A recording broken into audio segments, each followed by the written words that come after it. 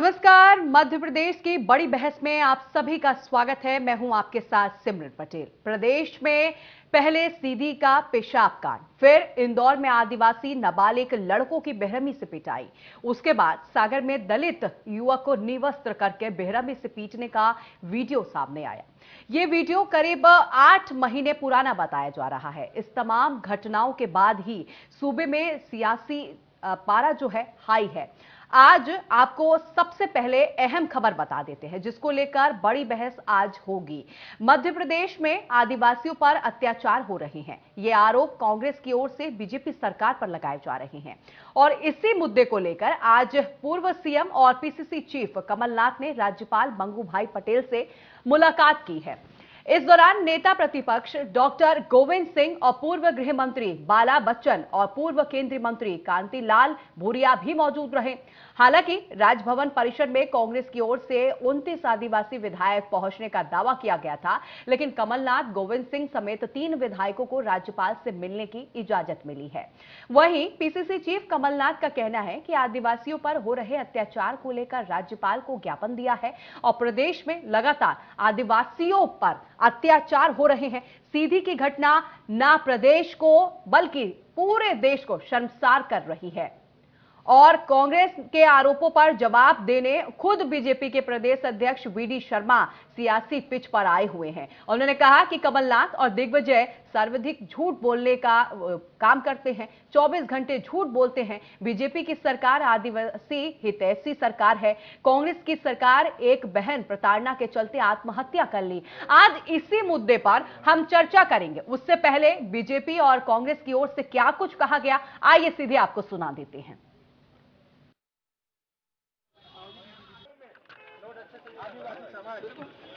बेटा सुरक्षित है। अरे मेरे को दिखती बात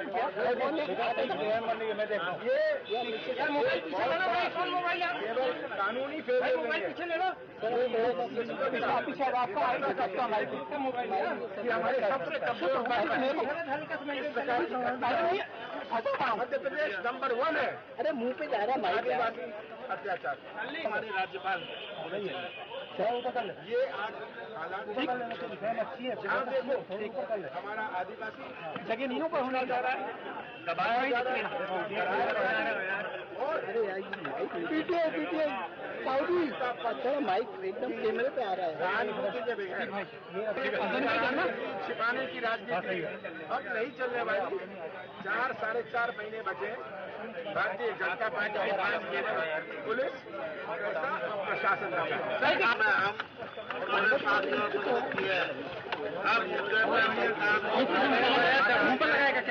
सरकार से अनुसूचित जाति जनजाति के भाइयों में से सफल हो रहा है, सत्ता पक्ष के लोगों के द्वारा उनको मुद्दों से सरकार से न्याय चाहेंगे और सरकार से जवाब चाहेंगे कि अगर सरकार इस तरह आदिवासी भाइयों पर, अनुसूचित जनजाति के भाइयों पर नहीं अत्याचार नहीं रोक सकते तो मुख्यमंत्री को अपने पद पर बैठने का अधिकार नहीं है। कांग्रेस, कमलनाथ, ये झूठ की बुनियाद पर बैठे हुए लोग हैं। भारत के अंदर सर्वाधिक झूठ बोलने वाले लोग हैं। 24 घंटे झूठ बोलते हैं।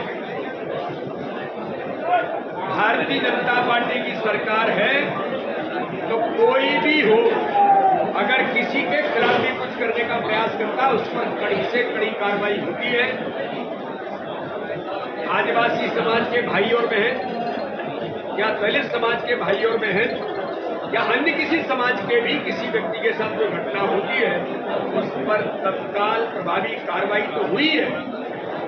लेकिन कमलनाथ जी, मैं पूछना चाहता हूं, आपका जो दोहरा चरित्र है, आज आपके साथ मैंने सुना है कि आपके कैबिनेट के मंत्री रहे वो विधायक उमन सिंगार जी आपके साथ डेलीगेशन में गए राजभवन के अंदर। उनके ऊपर क्या आरोप है मध्य प्रदेश जरा पूछना चाहता है कमलनाथ जी। इस प्रकार के अपराधी तत्व आपके साथ में। एक बहन ने उनके प्रताड़ना से आत्महत्या कर ली थी, अभी पेंडिंग है केस। और कमलनाथ जी, आपके हाथ भी कहां सने हुए हैं, दिग्विजय सिंह जी के हाथ कहां सने हुए हैं, ये पूरा मध्य प्रदेश जानता है। मैं पूछना चाहता हूं कमलनाथ जी, सागर के अंदर दलित भाई की हत्या आपकी सरकार थी, आप मुख्यमंत्री थे, जिंदा जला दिया गया था, क्या किया था आपने? अभी शिवपुरी के अंदर नरवर में अल्पसंख्यक समुदाय के अपराधियों ने, गुंडों ने एक दलित भाई को, केवट समाज के व्यक्ति को बिस्टा खिलाई थी। कांग्रेस का प्रतिनिधिमंडल, कांग्रेस के जो विधायक कहां चले गए? तो देखिए, अभी आप सुन रहे थे वीडी शर्मा कह रहे हैं कि कांग्रेस जो है वो 24 घंटे झूठ बोलने का काम करती है। और आप देखिए, दोनों पार्टियां, चाहे बीजेपी हो या कांग्रेस, दोनों पार्टियां जो है आदिवासियों को साधने की कोशिश कर रहे हैं, क्योंकि देखिए इसी साल विधानसभा का चुनाव है। ऐसे में आदिवासी वोट बैंक पर इनका फोकस है। आपको बता दें, विधानसभा में 230 सीटों में से 47 आदिवासी वर्ग के लिए आरक्षित हैं। अन्य 37 सीटों पर आदिवासी वोटरों का अच्छा खासा दखल है। वहीं अब दोनों पार्टियां जो हैं, तमाम ऐसे विषय, देखिए अभी मैंने आपको शुरुआत में ही बताया कि सीधी पेशाब कांड को लेकर और वहीं आदिवासी युवक को निवस्त कर पीटने का मामला, लगातार ये तमाम ऐसे विषय हैं जब लगातार इसको लेकर मध्य प्रदेश में सियासत जो है वो हाई है। वही कमलनाथ कह रहे हैं कि लगातार हम कांग्रेस जो है आदिवासियों के हितैषी हैं और बीजेपी जो है इनका भला नहीं कर रही है और इनके हक को मार रही है। वहीं देखिए बीजेपी की तरफ से कहा जा रहा है कि हम हितैषी हैं। तो फिलहाल कुल मिलाकर कहना मैं ये चाह रही हूं कि जैसे ही चुनाव नजदीक आ रहे हैं, कुछ ही महीने बचे हुए हैं, अब ऐसे में आदिवासियों पर फोकस है। देखिए क्यों फोकस है वो भी हम आपको बता दें। विधानसभा में 230 सीट है और वहीं बता दें 47 सीटें जो है आदिवासियों की है। वहीं अन्य 37 सीटों पर आदिवासी वोटरों का अच्छा खासा फोकस है। एमपी में आदिवासियों की आबादी 7 से लेकर 48% तक है। ऐसे में फोकस करना भी देखिए कहीं ना कहीं लाजमी है। प्रदेश में आदिवासियों की कुल जनसंख्या जो है 2 करोड़ से अधिक बताई जा रही है। तो देखिए आपको ग्राफिक्स के जरिए भी हम बता रहे हैं कि आखिर क्यों आदिवासियों पर ही फोकस हो रहा है। वहीं बीजेपी कांग्रेस आदिवासियों को साधने में अब जुट गई है। अब इससे पहले आपको हमने सुनाया भी कि बीजेपी की तरफ से क्या कुछ कहना था, कमलनाथ का क्या कुछ कहना था, क्योंकि अच्छा खासा वोट बैंक है आदिवासी। विधानसभा की 223 सीट में बता दें 47 आदिवासी वर्ग के लिए आरक्षित की गई है और यही वजह है कि आदिवासियों पर अच्छा खासा फोकस जो है अब दोनों पार्टियां बनाए हुई हैं। और देखिए आपको यह भी जानकारी दे दें, एमपी में आदिवासियों की आबादी जो है 7 से लेकर 48% तक है। और यह भी आपको जानकारी दे, प्रदेश में आदिवासियों की कुल जो जनसंख्या है 2 करोड़ से अधिक मापी जा रही है और यही वजह है कि इन जनसंख्या को साधने की कवायद जो है वो शुरू हो चुकी है। और 3 ऐसे देखिए मुद्दे हैं जो इस वक्त लगातार सियासत को और पारा हाई कर रहे हैं। देखिए आपको आंकड़े में हम बता दें, साल 2003 से 2018 तक के आंकड़े आपके टीवी स्क्रीन पर है। आपको हम दिखा रहे हैं कि किसके पास उस दौरान कितने सीटें थे। साल 2003 में जब चुनाव हुआ तो बीजेपी के पास 37 सीटें थी, कांग्रेस के पास 2 थी। 2008 में 29 सीटें बीजेपी के खाते में थी और 17 सीट जो है कांग्रेस के पास थी। 13 की बात करें तो 31 सीट जो है बीजेपी के पाले में थी और 15 सीट जो है कांग्रेस के। वही 18 की बात करें तो 16 बीजेपी के और 30 जो है कांग्रेस के। तो यही वजह है कि आदिवासियों पर फोकस है। अब चलिए आपको यह भी हम बताते हैं कि विधानसभा चुनाव के लिए सियासी समीकरण जो है यही कहते हैं कि आदिवासियों को वोट बैंक की तरह अब दोनों पार्टियां जो है वो साध रही हैं। देखिए आपको हम ये भी जानकारी दे दें। अब चलिए गेस्ट हमारे साथ जुड़ गए हैं, गेस्ट से ही हम चर्चा करेंगे। 2 गेस्ट हमारे साथ इस वक्त जुड़ रहे हैं। मिलन भार्गव हैं, प्रवक्ता है बीजेपी से। सिद्धार्थ सिंह राजावत हैं, प्रवक्ता है कांग्रेस से। मिलन जी आपका भी बहुत स्वागत है। सिद्धार्थ सिंह जी आपका भी बहुत स्वागत है सर इंडिया न्यूज पर।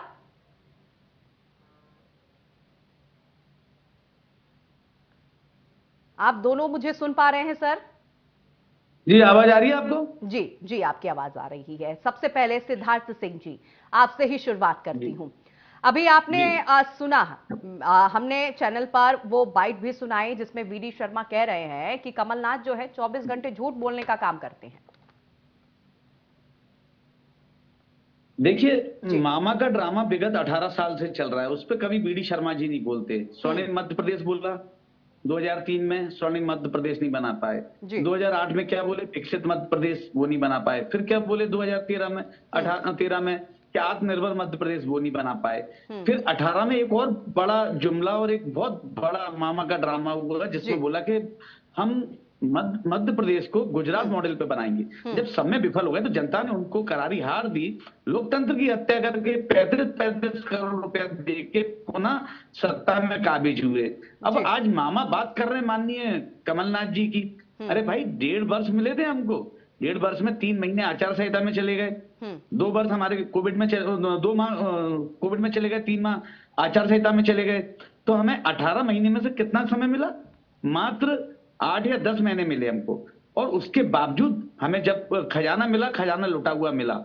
आपको मैं बताना चाहता हूं और बड़े मेरे पास पूरे मतलब मेरे पास पूरे सबूतों के साथ मैं आपको बताना चाहता हूं कि विगत 18 वर्ष के अंदर 30,400 आदिवासियों पे FIR करके उनको जेल के अंदर डाला गया है। ये आदिवासी विरोधी पार्टी है भारतीय जनता पार्टी। कथनी और करनी में कितना फर्क है? जब इनको जरूरत पड़ती है तो इवेंट आदिवासियों को बसों में लाएंगे। नेमाबाद में 5 बच्चियों को 10 फुट नीचे बलात्कार करके गड्ढे में डाल दिया जाता है, उसमें मौन हो जाते हैं, उसमें बीडी शर्मा जी कुछ नहीं बोलते। अभी आपको जीता जागता उदाहरण बता रहा हूं, अपराध किस चरम पे है। अभी मामा शिवराज सिंह जी का गृह जिला है विदिशा में, विदिशा के अंदर एक बच्ची वो ट्यूशन पे जाती थी, उसको एक लड़का परेशान करता था और उसको परेशान इतना किया गया कि उसने आत्महत्या कर ली। और जब वो FIR लिखाने गई तो वहां का एक दीवान क्या बोलता है कि तुम पढ़ने क्यों जाती हो? तुम पढ़ने जाती हो इसलिए तुम्हें छेड़ा जाता है, इसलिए घर रहो, पढ़ाई जरूरी नहीं है। और FIR नहीं ली। जब वो तंग आ गई तो उसने आत्महत्या की और उसके ठीक 15 दिन बाद उसके पिता ने आत्महत्या कर ली। उस पर मामा मौन है। किस प्रकार से आप देख रहे हैं कि एक आदिवासी के ऊपर पेशाब की जाती है, किस प्रकार से गुना के अंदर शिकारी 2 पुलिस वालों को गोली मार देते हैं, उस पे मौन है। किस प्रकार से गुना के अंदर एक आदिवासी की जमीन हड़प ली जाती है, उसमें पेट्रोल डाल के आग लगा देते हैं। तो ये फेरिस्ट है हमारे पास पूरे भारतीय जनता पार्टी की कथनी और करनी की। ठीक है सिद्धार्थ जी आऊंगी बीजेपी के भी प्रवक्ता जो जुड़े हुए हैं मिलन भार्गव, उनसे भी जवाब ले लेती हूं। मिलन जी, अगर कमलनाथ अपने विधायकों के साथ वो राज्यपाल से मिलने गए, मंगू भाई पटेल से अगर उन्होंने मुलाकात की, तो इसमें दिक्कत क्या है आप लोगों को?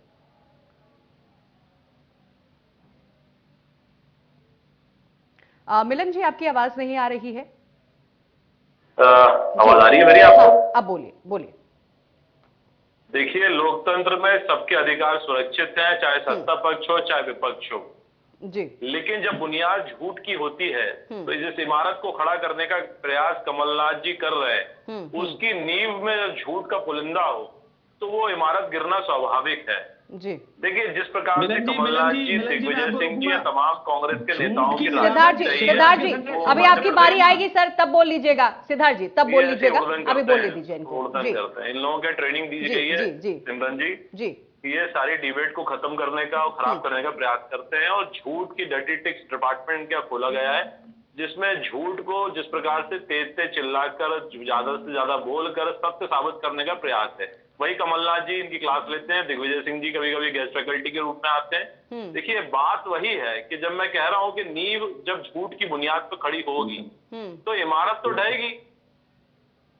बात सच्चाई की है। विपक्ष यदि सत्य के साथ खड़ा होता है, इनसे पूछिए कि कमलनाथ जी PCC चीफ हैं, पूर्व मुख्यमंत्री हैं, मध्य प्रदेश की जनता को भ्रमित करके 2018 में इन्होंने मत प्राप्त करके जनता को ठगने का काम, घोटालों की भेंट चढ़ाने का काम किया। फिर उपचुनाव होते हैं, उपचुनाव में भारतीय जनता पार्टी पूर्ण बहुमत के साथ सरकार बनाती है, तो ये लोकतंत्र की जीत है। सही बात, 35 करोड़ का ये आरोप लगाते हैं जी, तो इनसे पूछिए कि 2018 में आपकी सरकार तो खुद 5 विधायकों का समर्थन लेकर बनी थी, उनके रेट क्या लगाए थे? जब आज 40 लाख रुपए में कांग्रेस का टिकट आप बेच रहे हैं तो उस समय 40 करोड़ रुपए दिए होंगे उनको एक प्रति व्यक्ति।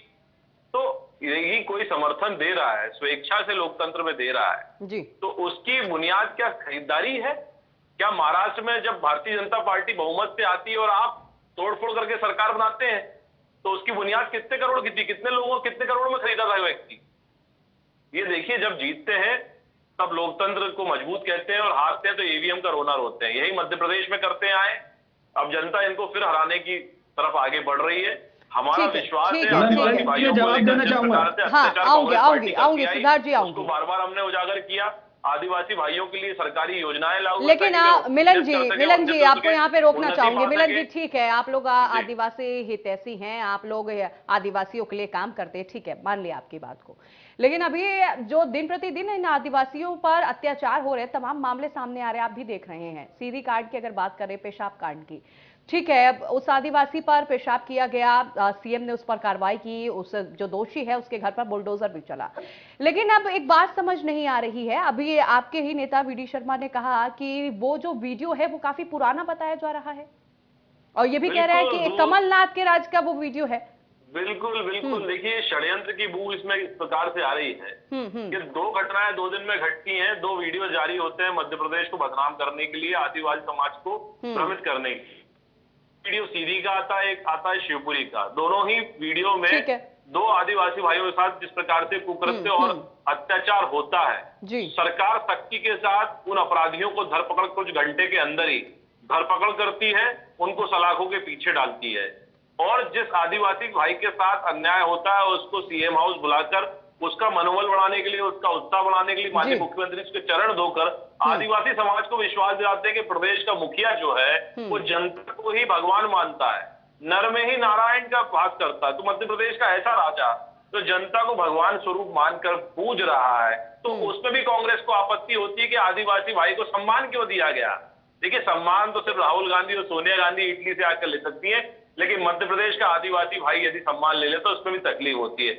वहीं आप देखिए सिमरन जी कि शिवपुरी की घटना में भी किस प्रकार से चुप्पी साध लेते हैं ये लोग, क्यों जिक्र नहीं कर रहे हैं शिवपुरी घटना की, क्यों अपराधियों की धरपकड़ की बात नहीं करते हैं, क्यों अपराधियों को कड़ी सजा की बात नहीं करते, क्योंकि वहां मुसलमान है, वो यहाँ दूसरे वर्ग का आता है। मतलब जाति भेद कर जातीय हिंसा फैलाना, प्रदेश में अराजकता का माहौल पैदा करना, ये एक षड्यंत्र है। एक भी घटना आप बता दीजिए जिसमें अपराधी को संरक्षण प्राप्त हुआ हो, एक भी घटना बता दीजिए जिसमें अपराधी पकड़ नहीं की गई, खुला घूम रहा हो। लेकिन ठीक है मिलन जी, आप कह रहे हैं कि और तमाम ऐसी घटनाएं जिस पर कांग्रेस जो है वो नहीं अपनी चुप्पी तोड़ रही है। मिलन जी लेकिन मिलन जी, जो ये बात सामने आ रही है कि वीडियो बहुत पुराना है, इस बात का कैसे खुलासा हुआ? क्योंकि जो दशमत है वो बता रहा था कि उसके साथ अभी ये कृत्य हुआ है, ये बात कहां से सामने आ रही कि ये वीडियो बहुत पुराना है? इसे लेकर के आपके पास कोई सबूत है क्या?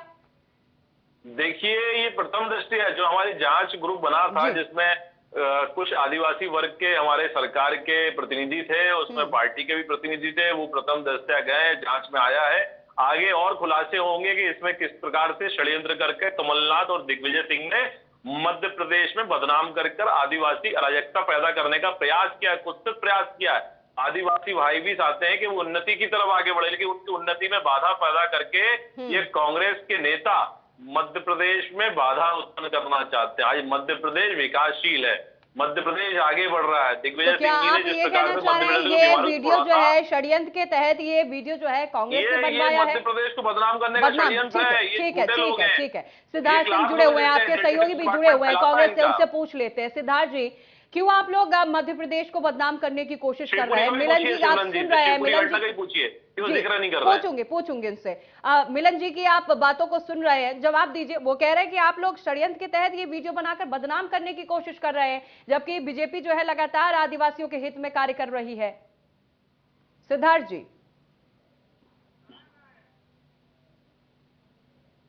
देखिए सिद्धार्थ जी अब बोलेंगे नहीं, क्योंकि नहीं लगता है वो हो गया है।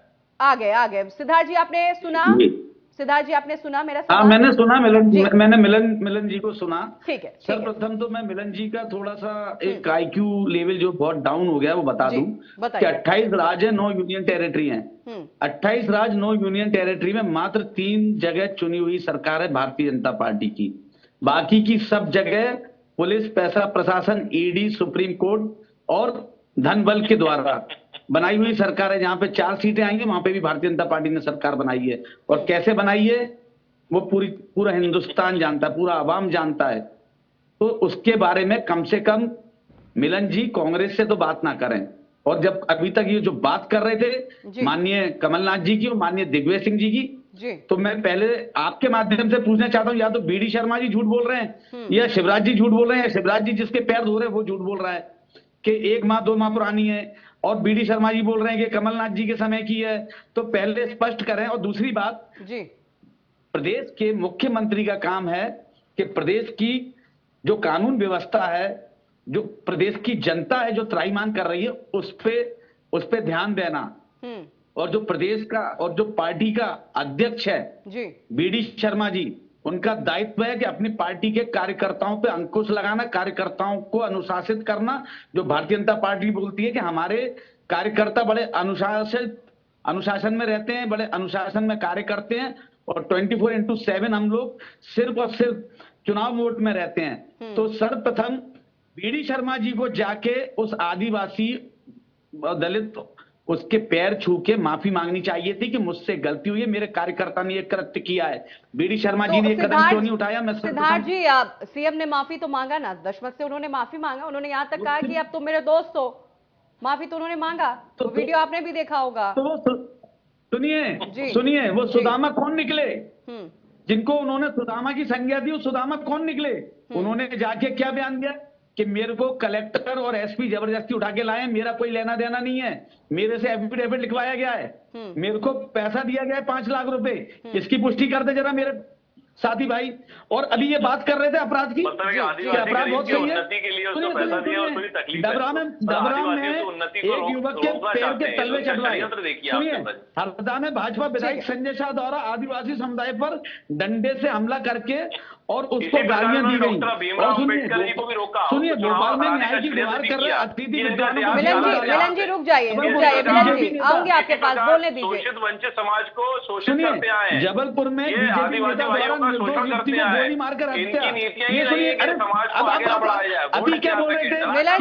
मिलन भार्गव जी बोलने दीजिए, सिद्धार्थ जी को बोलने दीजिए। मिलन जी आऊंगी आपके पास। साथ आप लोग बोल रहे हैं, आप लोग की आवाज नहीं क्लियर जा रही है सर। नेहरू जी ने ऐसा षड्यंत्र किया, आप उसी बुनियाद को लेकर फिर चल रहे हैं। मतलब दशमत भाई को 5 लाख रुपए उनके जीवन यापन के लिए दिए गए, 1.5 लाख रुपए आवास के लिए दिए गए, तो उसमें तकलीफ हो रही है आपको? कड़वा होता। सुनिए, भोपाल में बीजेपी नेता द्वारा अपनी पत्नी की गोली मारकर हत्या, उस पर कोई संज्ञान नहीं लेते, ना बुलडोजर चलता है। सागर में बुलडोजर चलाकर अनुसूचित जाति के वनवासी गरीबों के घर उजाड़ दिए जाते हैं, उस पर नहीं बोलेंगे। रतलाम में जैन समाज के अधेड़ की मुस्लिम के नाम पर मॉब लिंचिंग में पीट पीट कर हत्या कर दी जाती है, उस पर नहीं बोलेंगे। दुर्दांत हत्या की जाती है, सरकार के सवाल पूछने वालों को जेलों में ठूस कर डाल दिया जाता है। अगर कोई भी सवाल पूछेगा उस पर नहीं बोलेंगे। महाकाल में 800 करोड़ का भ्रष्टाचार हो गया, उस पर नहीं बोलेंगे। कोरोना के नाम पे एक भी घटना में अपराधी बाहर घूम रहा है क्या? नहीं बोलेंगे। आप पूछते हो, रुकिए सिद्धार्थ जी, ठीक है सिद्धार्थ जी। मिलन जी, समय की बहुत कमी है, फाइनल कमेंट चाहूंगी आपसे। मिलन जी, आपसे जानना चाहूंगी, आप लोग ठीक है, आप लोग कह रहे हैं कि विकास हो रहा है, हर एक वर्ग को आप लोग साथ में लेकर चल रहे हैं, लेकिन मिलन जी, इस बात से भी आप लोग मुंह नहीं मोड़ सकते। लगातार देखिए, अगर पिछले हफ्ते से बात करें तो एक के बाद एक आदिवासी भाई पर अत्याचार हो रहा है। ऐसे में तो कांग्रेस आपसे सवाल पूछेगी ना सर, सरकार तो आपकी है, क्यों ये अत्याचार बढ़ रहे हैं? इस पर क्यों नहीं कोई ठोस कदम आप लोग उठा रहे? अभी आदिवासी को निवस्त्र कर उसे पीटा गया, उससे तलवे चटवाए गए, आदिवासी दशमत पर पेशाब किया गया। ये कैसी तस्वीरें अब देखने को मिल रही हैं सर मध्य प्रदेश में? सिमरन जी, मेरा सीधा सा जवाब है, घटनाएं हुई है, छिटपुट हुई है, जिस भी साथ अन्याय है उसको मान सम्मान देने के लिए, अपराधियों को सलाखों के पीछे कठोर कार्रवाई करने के लिए सरकार ने कड़े कदम उठाए। एक भी घटना बता दीजिए संरक्षण दिया गया हो या अपराधी बाहर घूम रहा हो। मेरा सवाल सीधा सिंपल सा है, इसके बाद यदि जवाब मिल जाएगा आपको हर सवालों का। दूसरी बात, आज कमलनाथ जी जिस नेतृत्व के साथ माननीय राज्यपाल के साथ मिलने गए, उसमें एक अपराधी शिवराज सिंह जी को निपटाने के लिए ये बीडी शर्मा जी द्वारा पूरा षड्यंत्र रचा हुआ है। ये बीडी शर्मा ने षड्यंत्र रचा है शिवराज जी को निपटाने के लिए, कर दिया कि वो अपराधियों को संरक्षित करते हैं। सीधी कांड बीडी शर्मा जी द्वारा है। बीडी शर्मा जी ने ठीक है मिलन जी और सिद्धार्थ जी, आप दोनों एक दूसरे पर आरोप लगा रहे हैं।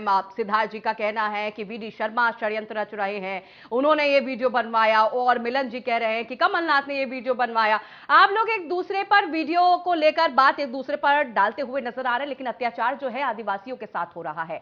और ऐसे में इसी साल चुनाव है, और ऐसे में आप दोनों पार्टी जो है आदिवासी हितैषी बन रहे हैं। फिलहाल अब देखना होगा कि इन आदिवासियों पर अत्याचार जो है वो कब बंद होता है। फिलहाल आप दोनों मेहमानों का बहुत शुक्रिया करूंगी हमारे साथ जुड़ने के लिए। बड़ी बहस में बस इतना ही। खबरों के लिए देखते रहिए इंडिया न्यूज।